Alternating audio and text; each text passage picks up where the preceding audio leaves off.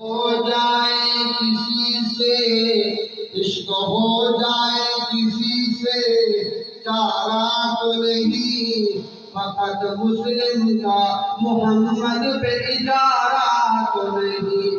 خود بخود ان کے تصور سے سنورتا ہے، خود بخود ان کے تصور سے سنورتا ہے، ورنہ ہم نے اپنے مقدر کو سنوارا تو نہیں۔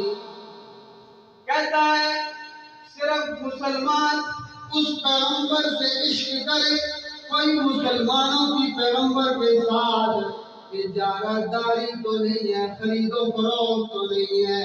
وہ پیغمبر ایسا ہے کہ اس کو نہ ماننے والا بھی اس کے محبت کے گیت گاتا ہے۔ اسی طرح ایک وفد آیا تھا اللہ کے نبی صلی اللہ علیہ وسلم کے پاس،